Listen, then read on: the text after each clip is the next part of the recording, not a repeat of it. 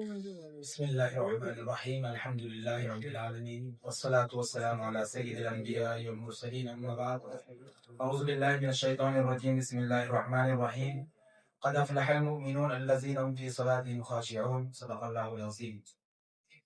18ویں پارے کی ابتدا میں اللہ نے ایک سورت نازل فرمائی ہے سورۃ المؤمنون کے نام سے۔ اس سورت میں اللہ تبارک و تعالیٰ نے ایمان والوں کی چند صفات کو بیان کیا، اس وجہ سے سورت کا نام سورۃ المؤمنون رکھا گیا ہے۔ چنانچہ پہلی 10 آیت میں اللہ تبارک و تعالیٰ نے ایمان والوں کی 7 صفات بیان کی۔ کتنی صفات؟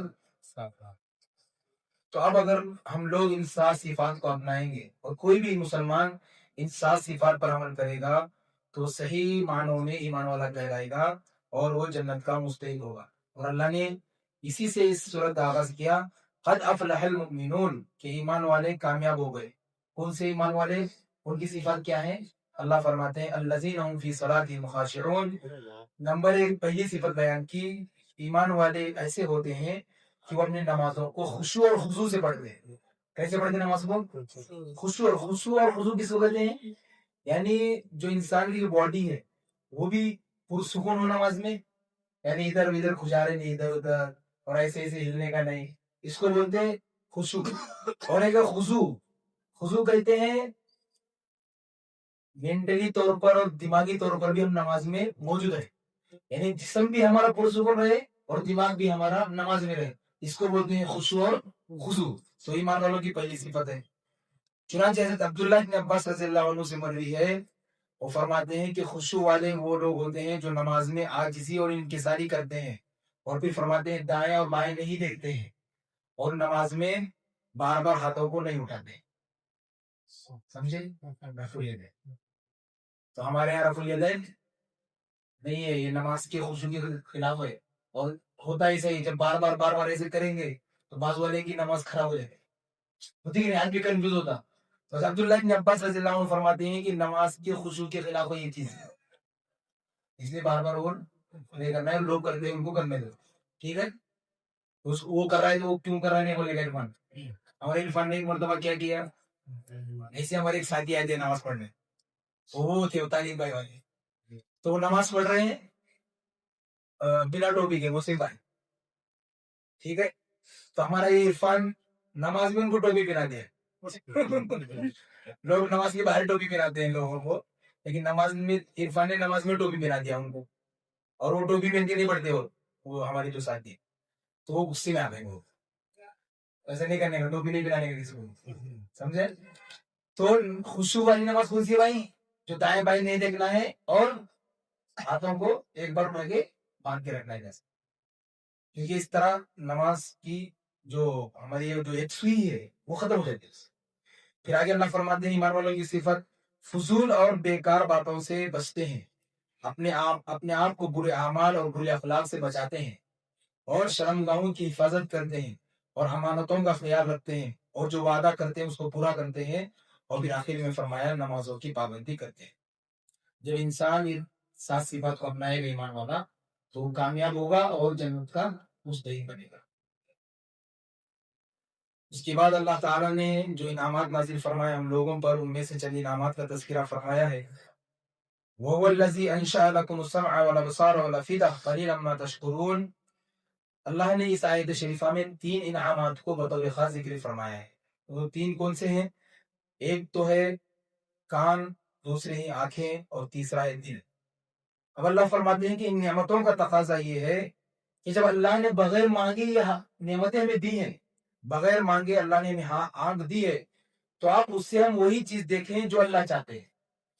اللہ نے ہمیں کان دیے بغیر دیکھے تو ہم اس سے وہی چیز سنیں جو اللہ چاہتے ہیں، اور پھر فرمایا اللہ نے ہمیں دل دیا ہے تو اس سے وہی چیز سوچیں جو اللہ تعالیٰ چاہتے ہیں۔ یہ اللہ تبارک و تعالیٰ کی جانب سے دیے ہوئے انعامات ہیں، تو تم اس کا استعمال اپنی مرضی کے مطابق نہیں کر سکتے، یہ اللہ رب العزت اس میں بیان فرما رہے ہیں۔ اس کے بعد اللہ تعالیٰ نے کافروں کی ایک تمنا کو اس میں بیان کیا ہے، جب میدان محشر بلکہ موت کے وقت جب وہ موت کے آثار دیکھیں گے تو کیا تمنا کریں گے، حتی اذا جاء احدهم الموت قال رب ارجعون۔ کافر لوگ جب موت کے آثار دیکھیں گے اور آخرت کی منزلیں ان کو نظر آنے لگے گی تو اس وقت وہ کہیں گے اے رب مجھے واپس لوٹا دے تاکہ میں ایمان لے آؤں اور وہ نیک اعمال کر سکوں جو دنیا میں رہ کر میں نہیں کر سکا، یہ تمنا کریں گے۔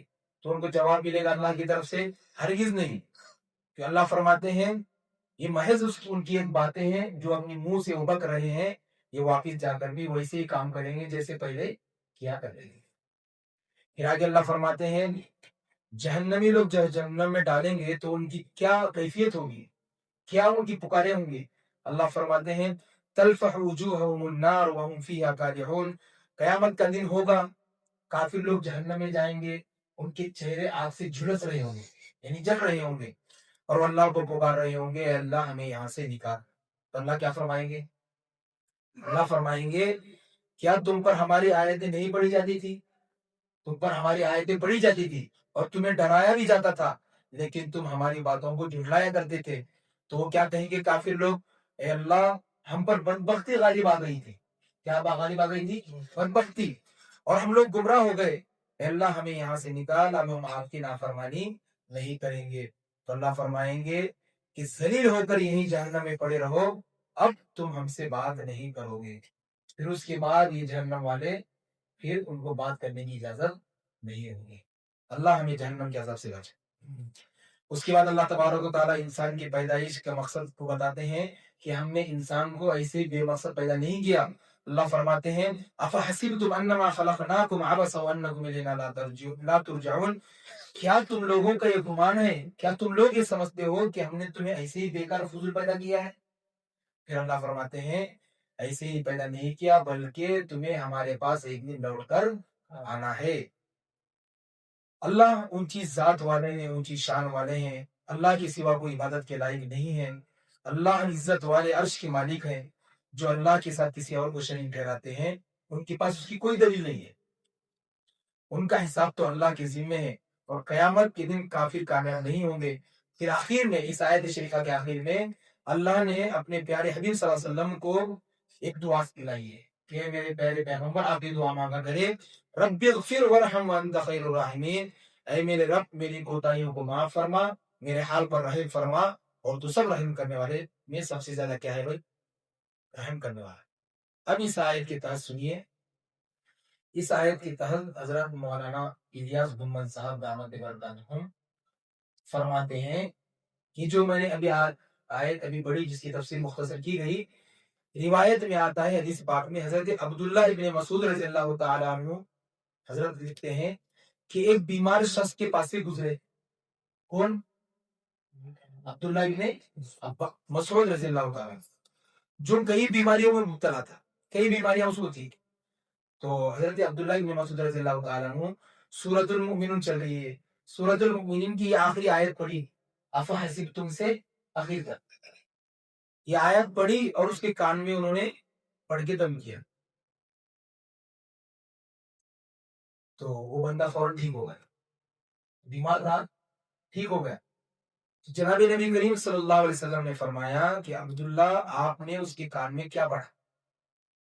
کس نے پوچھا؟ نبی صلی اللہ علیہ وسلم نے، عبداللہ آپ نے اس کے کان میں کیا پڑھا؟ تو انہوں نے عرض کیا کہ حضور صلی اللہ علیہ وسلم میں نے سورۃ المؤمنون کی آخری آیتیں پڑھی ہے۔ پھر اس کے بعد دیکھو نبی نے کیا فرمایا، نبی پاک صلی اللہ علیہ وسلم نے فرمایا اگر کوئی ایمان والا مکمل اور کامل یقین اور اللہ پر بھروسہ کرتے ہوئے آیتیں پڑھے تو پہاڑ بھی اپنے جگہ سے ہٹ سکتا ہے۔ کتنی تاثیر ہے ان آیتوں میں، اللہ کے اس کلام میں۔ نبی پاک صلی اللہ علیہ وسلم فرماتے ہیں اگر یقین کے ساتھ پڑھے گا اور پہاڑ پر بھی دم کرے گا تو پہاڑ بھی اپنی جگہ سے ہٹ سکتا ہے، لیکن شرط یہ ہے کہ وہ ایسا یقین ہونا چاہیے، اور وہ یقین ہمارے پاس نہیں ہے۔ ٹھیک ہے، وہ یقین تھا صحابہ کے پاس، اور صحابی پڑھے تو کئی بیماریوں میں مبتلا شخص لمحے بھر میں اچھا ہوا ہے۔ آج ہم پوری قرآن بھی پڑھ کے اگر بھوگیں گے کس میں تو کچھ اثر نہیں ہوتا، کیوں؟ اس کی وجہ کیا ہے؟ کیونکہ ہمارا یقین نہیں ہے، تو ہمیں یقین پیدا کرنے کی ضرورت ہے۔ اس لیے حضرت لکھتے ہیں کہ یہ جو آخر کی جو 4 آیت ہے افحسبتم سے آخر تک، یہ ہر ایک کو یاد کر لینی چاہیے۔ زبانی یاد نہیں کر سکتے تو دیکھ کر قرآن میں پڑھ لیں۔ گھر میں اگر کوئی بیمار وغیرہ ہے، سر درد ہو رہا ہے، بخار ہو رہی ہے، تو مولانا کے پاس آنے کی ضرورت نہیں ہے، گھر میں یاد کر کے آپ گھر پہ دم کر سکتے بچوں پہ، انشاءاللہ اس سے بیماریاں ختم ہو جائے گا۔ اس کے بعد اللہ نے سورت نازل فرمائی سورت النور، اس میں اللہ نے بے شمار احکامات بیان فرمائے، سماجی، اخلاقی، معاشرتی اور بے حیائی اور فحاشی کو روکنے کا اللہ نے اس میں ہدایت دی ہے۔ اور خاص طور سے اس صورت میں ام المؤمنین حضرت امی عائشہ رضی اللہ تعالی عنہا کے شان اقدس میں کچھ خبیث الفطرت لوگوں نے، خاص طور سے عبداللہ ابن ابی ابن سلول، اس خبیث نے امی عائشہ رضی اللہ تعالیٰ عنہ کی شان میں گستاخی کی تھی اور آپ پر الزام لگایا تھا، ایک بہتان لگایا تھا۔ تو اللہ نے امی عائشہ کے اس بہتان کو ختم کیا اور آپ کی پاکیزگی کو بیان کیا اس صورت میں، تو اس کو اللہ نے بطور خاص بیان کیا۔ سب سے پہلے اللہ تعالیٰ نے زنا اور اس کی تباہ کاریاں اور اس کی سزاؤں کو بیان کیا۔ اللہ فرماتے ہیں الزانیۃ والزانی فاجلدوا کل واحد منہما مئۃ جلدہ، اگر کوئی غیر شادی شدہ مرد اور عورت زنا کرتے ہیں تو انہیں بطور سزا 100 کوڑے مارے جائیں گے۔ کتنے کوڑے؟ غیر شادی شدہ۔ جبکہ شادی شدہ مرد اور عورت اگر یہ کام کرتے ہیں تو حدیث پاک میں ان کی سزا سنگساری ہے۔ سنگسار مطلب پتھروں سے ان کو مار کر ختم کیا جاتا، شادی شدہ۔ اور کسی نے زنا کیا ہی نہیں کیا، اس کو ثابت ہونے کے لیے 3 طریقے ہوتے ہیں۔ کتنے؟ ایک تو ہے کہ 4 مرد گواہی دے کہ بھائی انہوں نے غلط کام کیا ہے، تبھی اس پر یہ تمام سزائیں جاری ہوں گی۔ نمبر 2، زنا کرنے والی مرد یا عورت خود اعتراف کرے کہ مجھ سے یہ کام ہو گیا ہے۔ اور نمبر 3، اگر کنواری عورت نے یہ کام کیا ہے اور اس کا حمل ظاہر ہو جائے تو اس سے پوچھا جائے گا یہ حمل کس کا ہے، وہ جس کا نام لے گی اس سے تحقیق کی جائے گی، اگر وہ بھی اس کا اقرار کرے تو مرد اور عورت دونوں کو سزا دی جائے گی، ورنہ صرف عورت کو سزا دی جائے گی۔ لیکن یاد رکھنا چاہیے یہ جو سزاؤں کا جو بیان احکامات ہیں یہ وہاں نافذ ہوتی ہیں جہاں اسلامی احکامات لاگو ہوتی ہیں، جہاں 100% اسلامی احکامات چلتے ہو، اور ہمارے یہاں تو اس کا کوئی سوچنا بھی نہیں، ٹھیک ہے۔ اور اسلامی احکامات جہاں نافذ ہوتے وہاں بھی صرف سزا دینے کا حق اس وقت کے حاکم اور بادشاہ کو ہوتا ہے، عام آدمی کو اس کا حق بولو بھائی نہیں ہوتا۔ اس کے بعد اللہ فرماتے ہیں والذین یرمون المحصنات ثم لم یأتوا بأربعة شهداء فاجلدوهم 80 جلدة ولا تقبلوا لهم شهادة أبدا أولئك هم الفاسقون۔ اب اگر کسی نے کسی پر زنا کا الزام لگایا کہ بولا کہ بھائی فلاں کو میں نے دیکھا ہے کہ زنا کر رہا ہے، تو اب اس پر ذمہ داری ہے کہ وہ 4 گواہ پیش کرے۔ کتنے گواہ؟ اگر اس نے 4 گواہ نہیں پیش کر سکا تو اس پر تہمت لگانے کی سزا دی جائے گی اس کو۔ سمجھ رہے ہو؟ یعنی اگر آپ کسی کے بارے میں بول رہے ہیں کہ اس نے بدکاری کی ہے اور آپ 4 گواہ نہیں پیش کر رہے ہو تو اس کو بھی سزا دی جائے گی تہمت لگانے کی۔ دیکھو اسلام نے کتنا عزتوں کا خیال رکھا ہے انسانوں کی، کہ اگر کوئی اٹھ کر آگے بولے گا کہ بھائی ہو سکتا ہے وہ دشمنی میں بولے کہ اس میں نے دیکھا ہے کہ وہ فلاں فلاں زنا کر رہے تھے، شریعت بولتی ہے کہ تو 4 گواہ لا تیرے علاوہ۔ اگر اس نے نہیں لایا 4 گواہ تو اب شریعت اس کو مارے گی 80 کوڑے۔ کیوں؟ کیونکہ یہ تہمت کی سزا ہے۔ تو نے تہمت کیسے لگائی کسی پر؟ تو اور پھر سزا بھی دی جائے گی اور مردود الشہادت بھی ہوگا، یعنی آئندہ اس کی کبھی اس کی گواہی بھی قبول نہیں کی جائے، یعنی اس کے بعد اگر پھر بھی آگے بولے گا وہ کبھی کسی کے بارے میں تو بولا جائے گا یہ شخص جھوٹا ہے۔ اور اگر وہ توبہ کر لیتا ہے تو آخرت میں سزا نہیں ملے گی لیکن دنیا کی سزا باقی رہے گی، یعنی اس کو کوڑی بھی لگیں گے اور آئندہ اس کی کوئی بات بھی قبول نہیں کی جائے گی۔ اس لیے کسی پر بھی الزام لگانے سے پہلے 100 بار سوچنا، اور لگائیں گے تو پھر گوانا، ٹھیک ہے۔ اس کو اللہ نے بیان۔ اب اگلی آیتوں میں اللہ نے امی عائشہ رضی اللہ تعالیٰ عنہ کے واقعے کو بیان کیا ہے، اور اس واقعے کا نام ہے واقع افک۔ کیا نام ہے؟ افک۔ ان الذین جاءوا بالافک عصبۃ منکم، یہاں واقف کا ذکر ہے، واقف کا۔ سن 6 ہجری میں اللہ کے نبی صلی اللہ علیہ وسلم ایک جنگ میں گئے ہوئے تھے، غزوہ بنو مستلق۔ کیا نام تھا؟ غزوہ بنو مستلق۔ تو وہاں سے واپس تشریف لا رہے تھے تو راستے میں ایک جگہ پڑاؤ ڈالا، ایک جگہ قیام کیا ہے۔ تو اس سفر میں امی عائشہ رضی اللہ تعالیٰ عنہ بھی نبی کریم صلی اللہ علیہ وسلم کے ساتھ تھی۔ جب قافلہ روانہ ہونے لگا وہاں سے تو امی عائشہ رضی اللہ تعالیٰ عنہ قضاء حاجت کے لیے دور گئی ہوئی، اور ان کے آنے سے پہلے یہ قافلہ روانہ ہو گیا۔ اب وہ جو آ کر دیکھی تو قافلہ موجود نہیں ہے، نبی پاک صلی اللہ علیہ وسلم بھی نکل گئے، تو اب وہ یہ سوچ کر کہ بھئی کوئی آئے گا میری تلاش میں، میرے نبی صلی اللہ علیہ وسلم میری تلاش میں آئیں گے، لہٰذا وہ ایک درخت کے نیچے اپنے پردے میں بیٹھے رہے. اللہ کا کرنا ایسا ہوا کہ اس زمانے میں ہوتا یہ تھا کہ قافلہ جب آگے جاتا تھا تو پیچھے چند لوگوں کو چھوڑا جاتا تھا تاکہ چھوٹی پوٹی چیزوں کو وہ اٹھا کر لائے. تو قافلے کے پیچھے حضرت صفوان رضی اللہ تعالیٰ عنہ آ رہے تھے اونٹ پر. تو جب انہوں نے آ کر دیکھا, قریب آ کر دیکھا تو پہچان لیا یہ تو یا ام المؤمنین ہم عائشہ رضی اللہ تعالیٰ عنہ. فوراً انہوں نے پردہ کیا اور پھر یہ اپنا اونٹ لے جا کر بٹھائے اور امی عائشہ رضی اللہ تعالیٰ عنہ کو اس پر سوار کیا اور یہ خود اونٹ کی نگیر پکڑ کر آگے چلنے لگے. جب مدینہ کے قریب پہنچے تو کمبخت منافقین کا سردار عبداللہ ابن ابی ابن سلول کو موقع ملا اور اس نے ان دونوں پر نعوذ باللہ تہمت لگانے لگا, برائی کی اور الزام لگانے لگا. جبکہ صحابی تھے صفوان رضی اللہ تعالیٰ عنہ اور یہ تو ام المؤمنین تھی. وہ کمبخت ایک پاک ہستی پر تہمت لگانے لگا اور پھر یہ پورے مدینے میں بات پھیلی. وہ لمبا واقعہ ہے. بالآخر اللہ تبارک و تعالیٰ نے اپنے نبی پاک صلی اللہ علیہ وسلم کی لاڈلی بیوی کی برات اور آپ کی پاکی کا اعلان کیا اس صورت میں اور اس آیت شریفہ میں, اور اللہ نے فرمایا ھذا بہتان عظیم, یہ بہت بڑا بہتان ہے. اس طرح اللہ نے حضرت امی عائشہ رضی اللہ تعالیٰ عنہ کے اوپر سے جو الزام لگایا تھا ان منافقین نے, اس کو اللہ نے ختم کر. اس کے بعد کیا ہوا, وَلَا يَأْتَلِ أُولُو الْفَضْلِ مِنْكُمْ وَالسَّعَةِ أَن يُؤْتُوا أُولِي الْقُرْبَى وَالْمَسَاكِينَ وَالْمُهَاجِرِينَ فِي سَبِيلِ اللَّهِ وَلْيَعْفُوا وَلْيَصْفَحُوا. اب یہ جو واقعہ عفق پیش آیا, منافقین کے اس پروپیگنڈے میں کچھ مسلمان بھی شامل ہو گئے, یعنی وہ بھی اس کو صحیح سمجھنے لگے. ان میں سے ایک نام ہے حضرت مستح رضی اللہ تعالیٰ. کیا نام ہے؟ مستح, جنہوں نے توبہ کر لی بعد میں. یہ حضرت ابوبکر صدیق کی رشتہ دار تھے اور امی عائشہ حضرت ابوبکر کی کون ہے؟ بیٹی. تو حضرت مستح حضرت ابوبکر کے رشتہ دار تھے اور حضرت ابوبکر یہ غریب ہونے کی وجہ سے حضرت مستح ان کو مالی امداد کرتے تھے, یعنی ان کو مالی تعاون کرتے تھے حضرت ابوبکر صدیق. اور جب یہ واقعہ عفق پیش آیا تو یہ بھی اس میں شامل ہو گئے, یعنی اس واقعے میں جو بات پیش آئی تھی حضرت مستح بھی اس کو صحیح ماننے لگے تھے, لیکن بعد میں انہوں نے توبہ کی. تو حضرت ابوبکر صدیق نے سوچا یار میں اس کی مدد کرتا ہوں, میرا رشتہ دار ہے, اس نے بھی کیسے شامل ہو گیا اس چیز میں. تو انہوں نے قسم کھائی حضرت ابوبکر صدیق نے, اب میں اس کی مدد بولو نہیں کروں گا. تو اللہ نے اس آیت میں یہ حکم جاری فرمایا اور کہا کہ جو لوگ اہل علم اور اہل فضل اور اہل خیر ہیں وہ ایسی قسم نہ کھائیں کہ وہ اپنے رشتہ داروں کو کچھ نہیں دیں گے, ایسی قسم نہ کھائیں. یہ حضرت ابوبکر صدیق کے تعلق سے خاص نازل ہوئی. تو پھر حضرت ابوبکر صدیق نے تو قسم کھائی تھی کہ میں نہیں دوں گا بھی ان کو کچھ مال وال. تو اللہ نے تو کیا حکم نازل فرمایا, ایسی قسم مت کھاؤ بلکہ اپنے رشتہ داروں کو جو دیتے تھے وہ دیا کرو. چونکہ حضرت ابوبکر صدیق نے قسم کھائی تھی اور اللہ کا حکم بھی آیا ہے کہ بھائی اب دے دو, تو حضرت صدیق اکبر رضی اللہ تعالیٰ نے اپنے قسم کو توڑا اور کفارہ ادا کیا اور ان کی مدد جاری کر. اب مجھے آپ سوال میں کرتا ہوں, آپ سے جواب دے دو مجھے.